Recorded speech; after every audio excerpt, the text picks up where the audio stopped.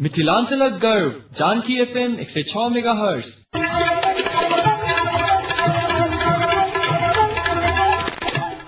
नमस्कार, Janaki FM 106 megahertz Janaki समाचार में अपने के स्वागत है। इसे राधन से सुनल जाओ समाचार। एक नुका मुख्य समाचार।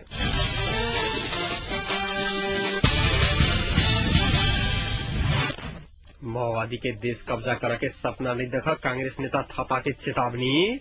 आगामी 3 महीना में राज्य से मधेशक संबंध टूटत फोरम गणतांत्रिक अध्यक्ष गुप्ता के चेतावनी। लड़ाकू सबके प्रक्रिया शुरू भेला पर अमेरिका द्वारा खुशी व्यक्त। मधेसी मोर्चा के सरकार में रह के कोनो औचित्य नहीं रहल फोरम लोकतांत्रिक के वरिष्ठ नेता भंडारी के कहब। मालदीव में पुलिस विद्रोह कह कैलक सत्ता कब्जा।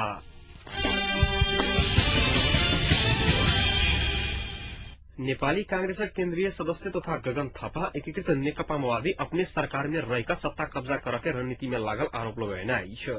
रथाटक चंदीगाह पुलिस स्थित जनजाति बहुमुखी कैंपस के नेवी संघ के कार्यक्रम में केंद्रीय सदस्य थापा माओवादी विभिन्न बखेड़ा खड़ा ककर संविधान बनाव नहीं देव चाहल खेल कर रहल बतौने छलैत। 2007 साल 2046 साल आ 2062-63 सालक आंदोलन के उपलब्धि रक्षा कर नहीं सकल आगामी जेठ 14 गते सेहो संविधान बन नहीं सकत बतौने छलैत। आगामी जेठ 14 गते भीतर संविधान नहीं बनत वही के जिम्मा सरकार के नेतृत्व कर रहल माओवादी के लेवपनत हुन कहब छलैन। सेना पुलिस अन्यायले सब अपन कब्जा में राख बहिष्क एकीकृत नेकपा माओवादी जन विद्रोह के बात कहने बतबैत पशुपति आ सेनापति कब्जा कर नहीं सकल देश कब्जा करके सपना नहीं देख समेत चेतावनी देने छलैत।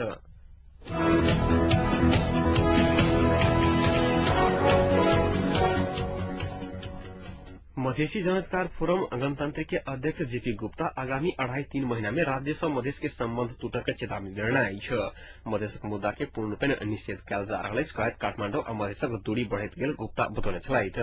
मधेशक जिला सबक भ्रमण पश्चात राजधानी में संचारकर्मी सब संग बातचीत करते गुप्ता कहने जे मधेशक संपूर्ण मुद्दा सबक संबोधन करके समझौता कारण मात्र मधेशवादी दल सरकार में छैक।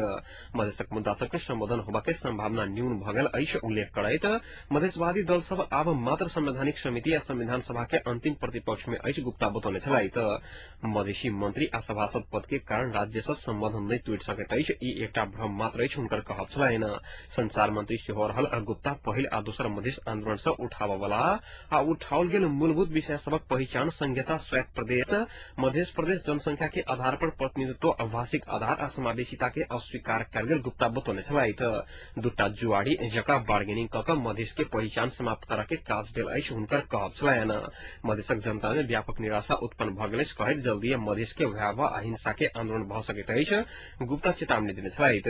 कांग्रेस आ एमाले एखनो संहिता बिना के संविधान बनाबा के षड्यंत्र कर रहल अछि उल्लेख करैत माओवादी किछु परिवर्तनकारी रहलाक बादो नतीजा निकाला के अवस्था में नहि छैक गुप्ता बतौने छलैथ।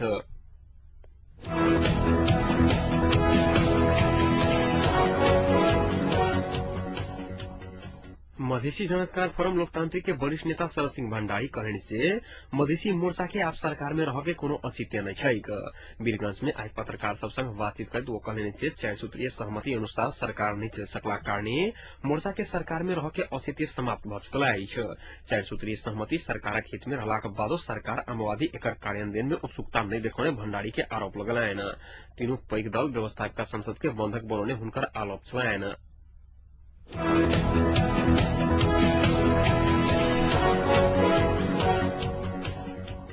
नेपाली कांग्रेसक सभापति सुशील कोइराला माओवादी संपूर्ण पार्टी के सरकारक नेतृत्व देवा के बात कऽ ओझराबा के काज कर रहल आरोप लगौने अछि। अपन कमजोरी अन्यंत्र मोड़वा लेल आ जनसत्ता के निर्णय कार्यान्वयन करऽ के माओवादी के रणनीति अछि कोइराला के दावी छलैन। धनकुटा में आई पत्रकार सब संग बातचीत करैत कांग्रेस एमाले सहितक पैघ दल पार्टी के माओवादी सरकारक नेतृत्व करऽ के लोभ देखा रहल अछि मुदा एहि पर कांग्रेस सचेत छै कोइराला के स्पष्ट छलैन। शांति प्रक्रिया के पूर्णता नहीं भेटो धरि कांग्रेस सरकार में नहीं जीतक हुनक कहब छलैन। नव नेपाल निर्माणक भाषण करब आ गरीबी तरफ देश के लजाबा के माओवादी के चरित्र अपन पार्टी के विश्वास संकट में ल गेल अछि कोइराला बतौने छलैथ।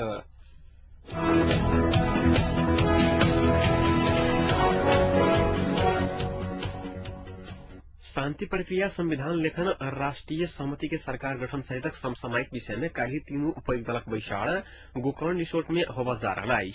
बैसार में संविधान लेखन के क्रम में दल सब बीच विवादित विषय में सहमति करके अवरुद्ध संसद के बैसार पुनः संचालन करके तथा द्वंद्व काल में जनसत्ता द्वारा कैल गेल कार्रवाई के प्राथमिकता देव के सरकारक निर्णय के विषय में विमर्श क सहमति में पहुंचे के प्रयास कैल जेतक नेता सब बतौने अछि। शांति प्रक्रिया अंतर्गत सेना समाधान के विषय में दल सब बीच और सहमति की आवश्यकता महसूस कैल गेला कारणे एहि विषय में सेहो कलका बैसार में सहमति निकलतै के विश्वास व्यक्त केने छलथि।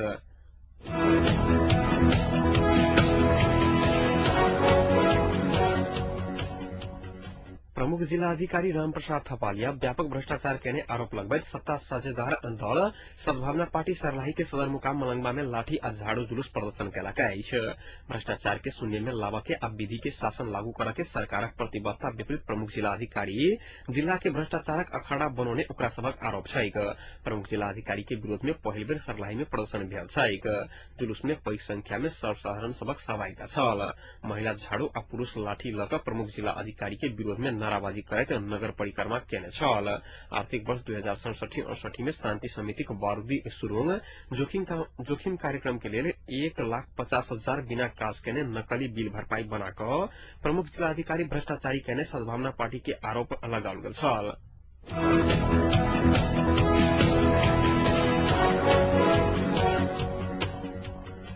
एकीकृत नेकपा माओवादी सेती महाकाली इंचार्ज तथा पोलिट ब्यूरो सदस्य धर्मेन्द्र बस्तोला आ केन्द्रीय सदस्य भीम कठाइतक गाड़ी माओवादी के भारतीय संगठन वाईसीएल कब्जा में लगा अछि। वो सब प्रयोग करैत आयल वाह 00137 नंबर के गाड़ी बैतडी आ दारचूला के सीमाना गोकुलेश्वर से वाईसीएल कब्जा में लेने अछि। दारचूला के लाटीनाथ में होबे वाला बैसार में सहभागी होबे जबाक क्रम में अपने नेता सब संग जनमुक्ति सेना सरह हमरा सबके सेहो सुविधा देवा के लेल मांग करैत आई भोर में गाड़ी कब्जा में केने वाईसीएल दारचूला संयोजक कल्याण सिंह धामी बतौने अछि। एकीकृत नेकपा माओवादी नेता के गाड़ी कब्जा में लेलाक बाद वाईसीएल संयोजक धामी जिला बैसार में सेहो अवरोध करे के चेतावनी देने छलथि। नेता बस्तोला अकड़ाइत वाईसीएलक मांग जायज रहल पार्टी नेतृत्व से संबोधनक लेल पहल करबाक कहलाक बादो तत्काल पूरा नहीं होबे धरि गाड़ी फिरता नहीं हेबे के धामी बतौने छलथि।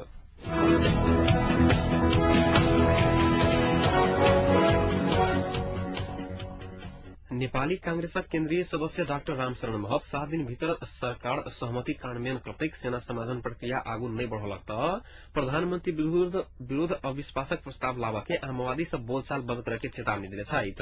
राजधानी में एकटा कार्यक्रम के संबोधित करैत 7 दिनक अल्टीमेटम भीतर सहमति कार्यान्वयन नहीं भेलैक त एमाले आ कांग्रेस माओवादी के बाध्य करबा लेल कोनो कदम उठा सकैत अछि महत स्पष्ट केने छलथि। माओवादी शांति प्रक्रिया के रणनीति के रूपेण पार्टी के खजाना भरबा लेल मात्र प्रयोग कर रहल आरोप लगबैत लड़ाकू के शिविर खाली नहीं होबे धरि आब राजनीतिक प्रक्रिया सुचारू नहीं हेतै महत बतौने छलथि। कार्यक्रम में प्रधानमंत्री के प्रमुख सलाहकार देवेंद्र पौडेल प्रधानमंत्री के राजीनामा मांग के काज के बेतुका अब विमोचनी के बाजा के संज्ञा देने छलथि। संसद अवरुद्ध करब प्रधानमंत्री के राजीनामा के मांग करब आ बहुमत नहीं जुटा सकब कांग्रेस आ एमाले के कारण देश के निकास नहीं भेट सकल पौडेल के आरोप छलैन।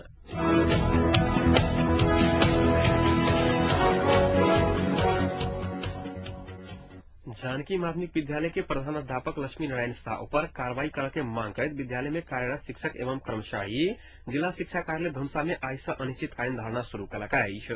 शाह विवादित प्रधानाध्यापक रहल कहत कार्रवाई करबा लेल शिक्षा कार्यालय के देल गेल समय सीमा आई समाप्त भ गेला कारणे अनिश्चितकालीन धरना कार्यक्रम करऽ पड़ल शिक्षक एवं कर्मचारी सब जनौलक अछि। एहिसँ पहिने शाह पर कार्रवाई नहीं होबा धरि कार्यालय में उपस्थित नहीं होबा के अड़ान रखने विद्यालय के करीब 22 कर्मचारी एवं शिक्षक सब विगत 12 दिन से शिक्षा कार्यालय में हाजिर करैत आबि रहल अछि।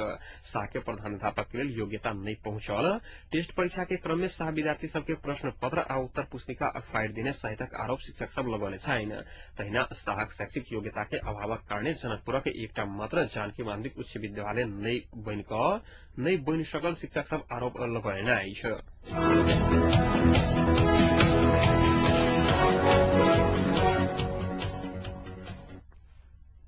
नेकपा एमाले के अध्यक्ष झलनाथ खनाल डाक्टर बाबुराम भट्टराई राजीनामा देव के विकल्प नहीं रहल बतौने छलैथ। रिपोर्टर्स क्लब नेपाल आइक्याने साक्षात्कार में अध्यक्ष खनाल सरकार पूर्णरूपेण असफल भ चुकल ऐक्य बदलनाई अनिवार्य भेल बतबैत प्रधानमंत्री के राजीनामा दक राष्ट्रिय सहमति के सरकार के लिए जल्दी से जल्दी बाट खोलकर सहयोग कर पड़त बतौने छलैथ। अध्यक्ष खनाल प्रधानमंत्री भट्टराई नेतृत्व के सरकार राष्ट्रिय सहमति के स्वरूप लेवा के संभावना नहीं रहल कहैत बैशाखी पर खाड़ सरकार के कोनो भी समय खस सकत दावी केने छलैथ। वो माओवादी बड़का पार्टी अशांति प्रक्रिया के प्रमुख पक्ष भेला भूमिका निर्वाह कर नहीं सकल आरोप लगैत शांति संविधान निर्माणक काज में अवरोध होबा के प्रमुख दोषी माओवादी रहल आरोप लगाने छलैथ।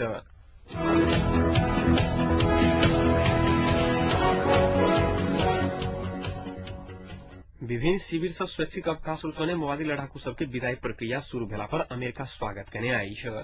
काठमांडू में रहल अमेरिकी दूतावास विज्ञप्ति जारी कर पूर्व लड़ाकू सब अपन पोशाक हटाकर नेपालक जन समुदाय समक्ष फिरता भ रहल शांति प्रक्रिया के लिए महत्वपूर्ण आ एक ऐतिहासिक क्षण रहल जनौलक आई है। तहिना कर समायोजन रुचाउने लड़ाकू सबके नेपाली सेना में स्थानांतरण करके काज शुरू कर समायोजन प्रक्रिया में बाकी विषय के निराकरण कर दल सब सहकार्य के विश्वास समेत अमेरिका व्यक्त करने छलैथ।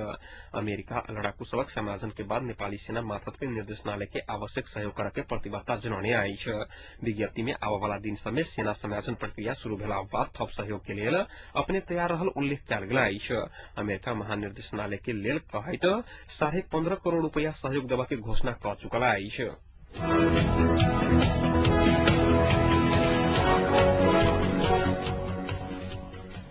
फेसबुक आ गूगल अपन साइट से आपत्तिजनक सामग्री हटायत बताओल गेल अछि। हाल में भारतक एक अदालत फेसबुक गूगल सहितक 21टा साइट के आपत्तिजनक सामग्री हटावा के आदेश देने छल। ओकरा सबक विरुद्ध पड़ल आपराधिक मुद्दा में आगामी महीना सुनवाई हैत भारतीय संचार माध्यम सब जनौलक अछि। अदालत आपत्तिजनक सामग्री नहीं हटाला पर साइट बंद करके चेतावनी देने अछि। फेसबुक आ गूगल अदालत के आदेश के पालना करत साइट से आपत्तिजनक सामग्री हटाउने बताओल गेल अछि।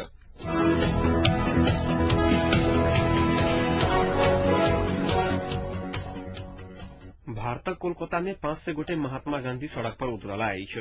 जम्मा 1 गोटे महात्मा गांधी रहल आ स्वर्गवास समेत भ चुकल अवस्था में कोनाक 500 महात्मा गांधी सड़क पर उतरल प्रश्न उठनाई सेहो स्वाभाविक रहल अछि। मुदा बात विश्व रिकॉर्ड कायम करे के रहल अछि। विश्व रिकॉर्ड कायम कर सन कोलकाता के सड़क पर महात्मा गांधी के भेष में सजल 450 गोटे बालक पैदल यात्रा कैने छल। बाल बालिका के हित में काम कर रहल ट्रैक्स नामक संस्था के आजना में महात्मा गांधी के भेष में सजल 450 गोटे बालक सब पैदल यात्रा कैने आई है।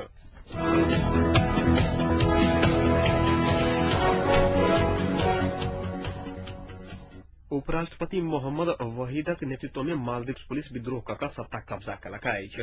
राष्ट्रपति मोहम्मद नशीद पद से राजीनामा देने अछि। काल्हि करीब 50टा पुलिस पूर्व राष्ट्रपति अब्दुल गयूम समर्थक सबक विरोध में कार्रवाई करवा से अस्वीकार केने छल। गयूम समर्थक सबक विगत सप्ताह से वर्तमान सरकार विरुद्ध आंदोलन करैत आबि रहल छल। विगत महीना एकटा वरिष्ठ न्यायाधीश के गिरफ्तारी के बाद मालदीव में अशांति मचल छल। सत्ता कब्जा केनिहार उपराष्ट्रपति वाहिद यूनिसेफ काठमांडू स्थित दक्षिण एशियाली कार्यालय में कार्यकारी निदेशक के रूप में 5 वर्ष देर काज कर चुकल छथि। वहीद सन 2008 अक्टूबर 28 तारीख में मालदीव उपराष्ट्रपति में निर्वाचन भेल रहथि। वो मालदीव के पहिल निर्वाचित उपराष्ट्रपति छथि।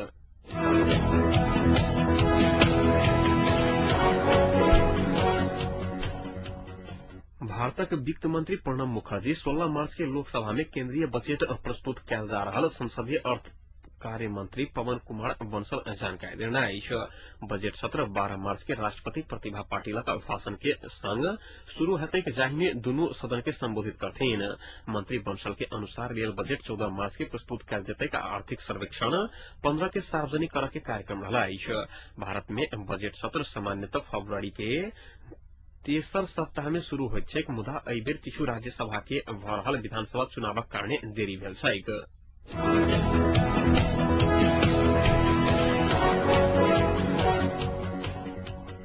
उत्तर प्रदेश में 7 चरण में होवल जा रहल विधानसभा चुनाव अंतर्गत काल्हि पहिल चरणक चुनाव भ रहल अछि।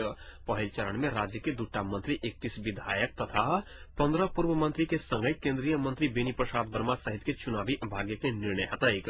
निर्वाचन आयोगक अनुसार पहिल चरण में कुल 55 विधानसभा सीट के लेल कड़ा सुरक्षा के बीच मतदान करबाक तैयारी छैक। पहिल चरण में 13,100 86 मतदान केन्द्र में 17,621 मतदेय स्थल बनाउल जैतैक आ 19,383 इलेक्ट्रॉनिक वोटिंग मशीन के प्रयोग कैल जा रहा है।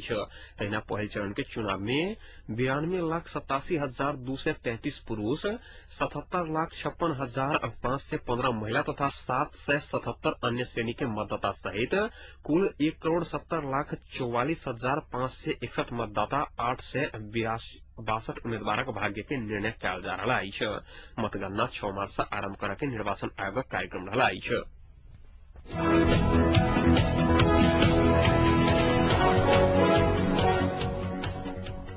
अब तापक्रम जनकपुरक तापक्रम 21 डिग्री सेल्सियस रहा है।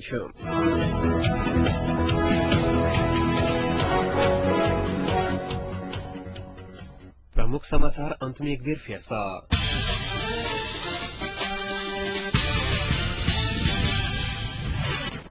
माओवादी के देश कब्जा करा के सपना नहीं देखा कांग्रेस नेता थपा के चेतावनी। आगामी 3 महीना में राज्य से मधेशक संबंध टूटत फोरम गणतांत्रिक के अध्यक्ष गुप्ता के चेतावनी। लड़ाकू सबके प्रक्रिया शुरू भेला पर अमेरिका द्वारा खुशी व्यक्त। मधेसी मोर्चा के सरकार में रह के कोनो औचित्य नहीं रहल फोरम लोकतांत्रिक के वरिष्ठ नेता भंडारी के कहब। अब मालदीव में पुलिस विद्रोह कऽ कैलक सत्ता कब्जा। अहिक संग एखनुका जानकी समाचार एतै सम्पन्न होइत अछि। पुनः जानकी समाचारक संग उपस्थित रहबेटा करब। ताजे सुनते जानकी FM 106 मेगाहर्ट्ज। नमस्कार।